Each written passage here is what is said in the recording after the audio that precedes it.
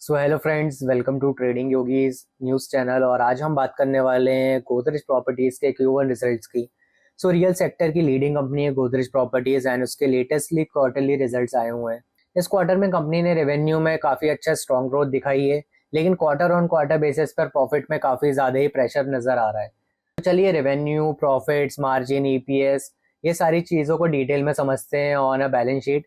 And इसके बाद हम टेक्निकल एनालिसिस भी करेंगे इसका ग्राफ और चार्ट पे। चलते हैं बैलेंस शीट की तरफ। सबसे पहले बात करते हैं रेवेन्यू की। Q1 में कंपनी का रेवेन्यू रहा ऑपरेशन 121 करोड़। पिछले क्वार्टर में यानी Q4 में रेवेन्यू था 928 करोड़। इस हिसाब से क्वार्टर ऑन क्वार्टर में काफ़ी बड़ी गिरावट देखने को मिल रही है।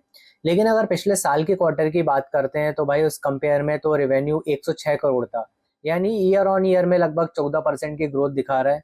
तो टोटल इनकम अगर हम बात करें कि भाई 585 करोड़ रिपोर्ट हुई है, जो पिछले साल के मुकाबले 577 करोड़ से ज़्यादा थी। इस क्वार्टर में अदर इनकम अगर बोलें तो 464 करोड़ रही, जिसने टोटल इनकम को सपोर्ट किया है। अब आते हैं हम इसके एक्सपेंसेस पे कि भाई कंपनी का टोटल एक्सपेंस रहा 499 करोड़। पिछले क्वार्टर में ये 1100 करोड़ के आसपास था और पिछले साल इसी क्वार्टर में 494 करोड़ था। एम्प्लॉय बेनिफिट्स एक्सपेंस भी 105 करोड़ रहा। फाइनेंस कॉस्ट भी 100 करोड़ के आसपास रिपोर्ट हुई है। डेप्रिसिएशन एक्सपेंस भी भाई 18 करोड़ के आसपास था।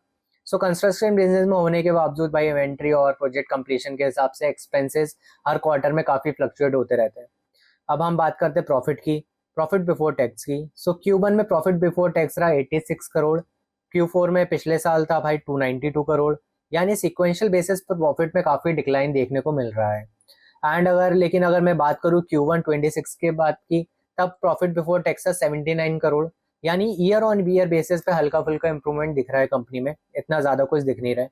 और अगर हम बात करते हैं भाई नेट प्रॉफिट की, तो नेट प्रॉफिट भाई 60 करोड़ के आसपास रहा। पिछले क्वार्टर में भाई 219 करोड़ था, यानी क्वार्टर ऑन क्वार्टर में नोटिसेबल डिक्लाइन है।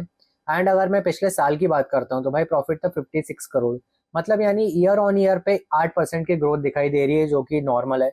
EPS एंड मार्जिन की बात करते हैं भाई कंपनी का बेसिक रुपीज है 2, पिछले क्वार्टर में 7 रुपए था और पिछले साल में 1.86 था। यानी नेट प्रॉफिट मार्जिन अगर मैं बात करूँ तो 10% रिपोर्ट हुआ है, जो पिछले साल 9.72 करोड़ था। बात करते हैं हम इसके पॉजिटिव एंड नेगेटिव्स की, तो भाई पॉजिटिव में रहेगा revenue year on year growth हुई है, नेट प्रॉफिट भी EPS में एनुअल इंप्रूवमेंट दिखाया है, एडजस्टेड EBITDA भी 35% के ऊपर बना हुआ है और नेट प्रॉफिट मार्जिन भी इंप्रूव दिखने मिल रहे हैं। पर अगर मैं कंसर्न्स की बात करूँ तो भाई क्वार्टर ऑन क्वार्टर रेवेन्यू और प्रॉफिट दोनों में शार्प डिक्लाइन है। रियल एस्टेट सेक्टर में रिकॉग्निशन प्रोजेक्ट कंप्लीट होने के हिसाब से होता है, इसलिए क्वार्टरली में वॉलेटाइल नंबर्स आ सकते हैं।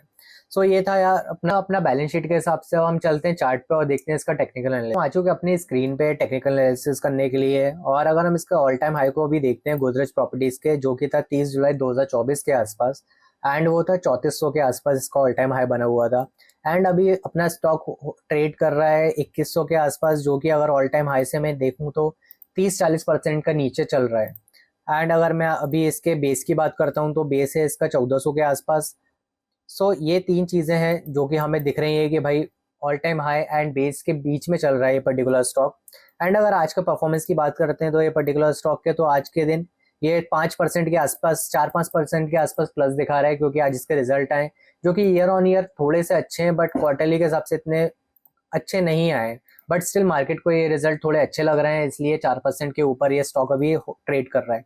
हम इसमें नेक्स्ट क्या कर सकते हैं, अगर ये 2180 के ऊपर अगर एक भी दिन स्टिक कैंडल स्टिक क्लोज देता है तो हमारा पहला टारगेट होना चाहिए 2300 के आसपास। एंड अगर उसके बाद हम देखें तो ये अप ट्रेंड में और ऊपर भी जा सकता है 2500 के आसपास, जो कि इसको काफ़ी अच्छा अप ट्रेंड के लिए स्टार्ट कर सकता है। एंड अगर किसी भी केस में अगर ये स्टॉक 1960 के नीचे चलना चालू करता है तो हमें इसमें डाउन ट्रेंड भी देखने मिल सकता है। एंड जितनी भी हम ये सारी चीज़ें डिस्कस कर रहे हैं, ये सारी चीज़ें एजुकेशन पर्पज़ के लिए ही हैं। हम यहाँ पे कोई भी रिकमेंडेशन नहीं करते हैं बाय और सेल का। अब ये सारी चीज़ें ध्यान में रखें।